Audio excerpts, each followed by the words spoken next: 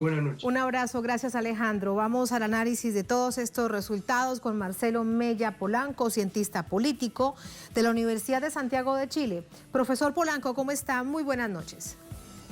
Buenas noches, Tatiana, un gusto saludarla. Muchísimas gracias. Analizando resultados, primero preguntarle su opinión acerca de la masiva votación que, lo decía el CERVEL hoy, se supera a sí misma en la historia electoral del país. Sin embargo, hay que dejar por sentado que sigue siendo alta, sí, es del 50.9%, la anterior fue de 49%, sigue siendo alta en un contexto nacional y cuando había tanta expectativa por este plebiscito. Conocer su visión acerca de ello. Mire, hay que poner en contexto estos datos, Tatiana, porque desde el año 1990, que es el año en el que se instala el primer gobierno después de la dictadura del general Pinochet, la participación en Chile fue descendiendo elección tras elección. Partimos con una participación cercana el año 89 al 90%, y en las últimas elecciones no alcanzábamos a llegar al 50% de el padrón habilitado para votar. Eso significaba que la mayor parte del país permanecía al margen del proceso electoral. En ese sentido, el plebiscito del día de ayer representa un punto de inflexión a esa tendencia en dos sentidos. Por una parte, la cantidad de votos en términos brutos supera los 7,5 millones y por lo tanto, sin duda alguna, es la elección que moviliza más gente en la historia de Chile. Y eso es un dato muy, muy interesante. Y lo segundo que habría que considerar a propósito de esta masiva participación, que si uno la mira como un 50%, un poquito más de un 50% en términos del dato agregado, parece ser más bien un dato problemático. La verdad es que hoy día en Chile existe inscripción automática, por lo tanto el padrón refleja a la totalidad de la población en edad de votar. Y antes del año 2013, el padrón reflejaba solamente a aquellos que voluntariamente se inscribían. Entonces, estamos comparando cosas distintas y no obstante eso, la participación que ocurrió ayer en Santiago y en todas las ciudades de nuestro país fue realmente muy masiva. El segundo elemento que hay que tener a la vista, estimada Tatiana, es que la composición de la participación también cambió.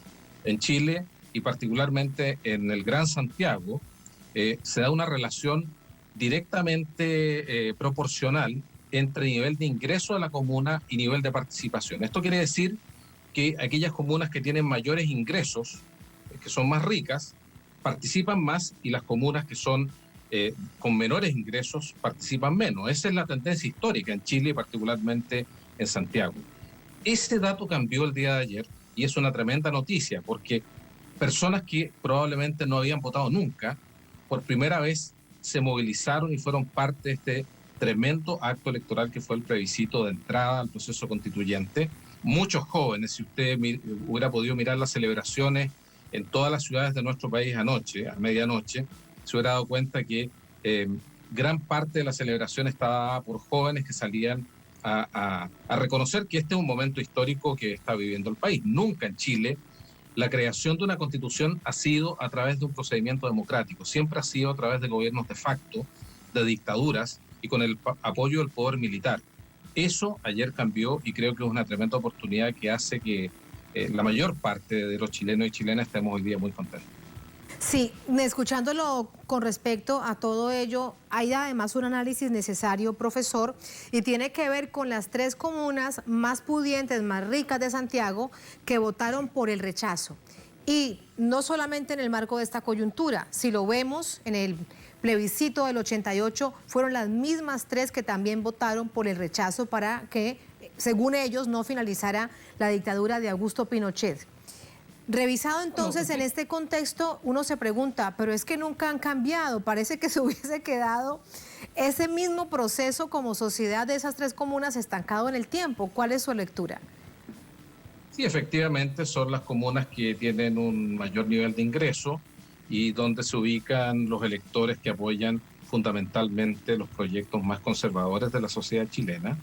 Pero no solo eso, el nivel de adhesión del rechazo el día de ayer, es decir, de aquellos chilenos y chilenas que no querían abrir un proceso constituyente, oscila alrededor del 20 y fracción por ciento, que es más o menos lo que aparece en la mayor parte de las encuestas de opinión todavía en Chile apoyando el proyecto y el legado de el dictador Pinochet, del general Pinochet. Es decir, en Chile, en estas 3 décadas de democracia, ha persistido alrededor de un 20% de una derecha dura que sigue rescatando el legado del general Pinochet, y lo que se decidía ayer tenía que ver con una parte principal de ese legado, que era la Constitución Política de 1980. Esto llevado a la vida política, al ejercicio de la participación política, ¿cómo se entiende? Esa extrema derecha que decidió no subirse al bus del apruebo y se quedó, bueno, allí en el rechazo. ¿Esto de qué manera se expresa en términos de sociedad? Bueno, en términos de sociedad significa, en primer lugar, que nuestro país es un país tremendamente segregado. Si usted mira el comportamiento electoral de las comunas, se da cuenta que, aunque el día de ayer el voto de clase retrocedió, es decir, patrones de comportamiento que están claramente determinados por los niveles de ingresos retrocedió, porque el nivel de participación de los sectores populares ayer fue realmente impresionante. La verdad es que todavía sigue siendo el nivel de ingreso en Chile un predictor del voto de clase. Para todos los auditores y espectadores de América Latina, el sistema político chileno, la democracia chilena durante todo el siglo XX, ha sido uno de los sistemas en la región que ha tenido mayor polarización y mayor nivel de diferencia entre la derecha, el centro y la izquierda.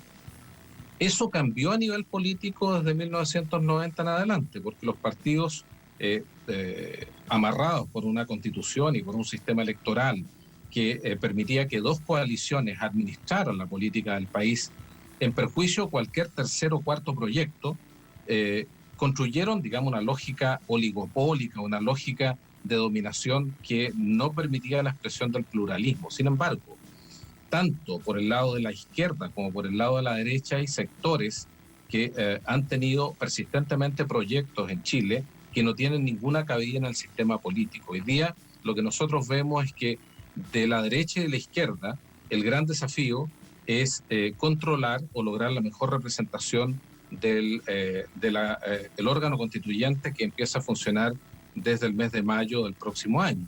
El próximo año, el mes de abril, hay elección de convencionales, eligen a 155 representantes y ellos van a ser los encargados de elaborar la próxima constitución en un contexto democrático para Chile. Y bueno, y el abanico político que existe en Chile, hoy día los partidos que tienen tan mala reputación, tan alto nivel de rechazo, cercano al 90%, hoy día la tarea desde el día de hoy es lograr la mejor representación para poder controlar. Entonces acá hay un desafío muy importante para la Convención Constitucional que debe funcionar desde el mes de mayo del próximo año. ¿En qué medida se resuelven los problemas de eficacia? Porque queremos que esta Convención Constitucional sea capaz de escribir con puño y letra democrática la Constitución y que predominen los proyectos ganadores y no los vetos internos.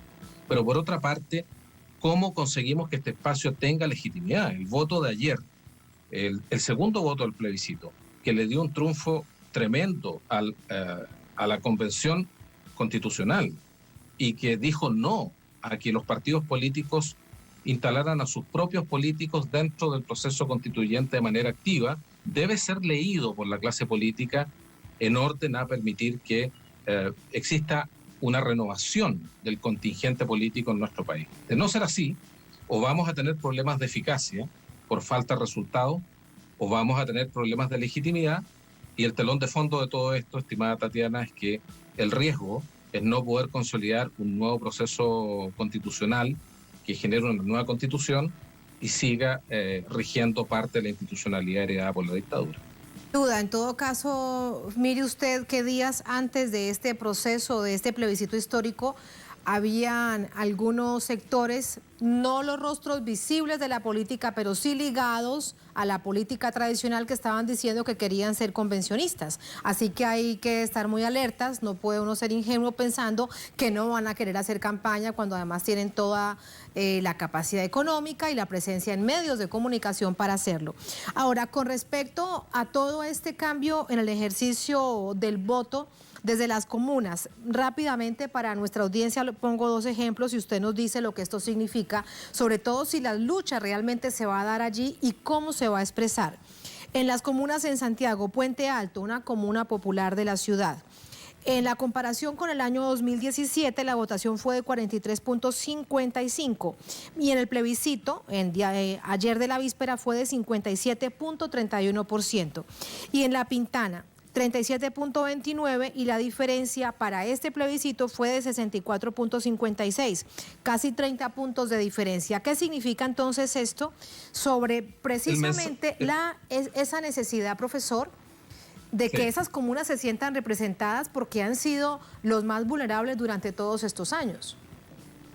El mensaje o el aprendizaje que podemos sacar desde los resultados de ayer, a mi juicio, nos llevan claramente a la conclusión de que la sociedad chilena se moviliza y participa cuando siente que hay algo en juego importante en una elección.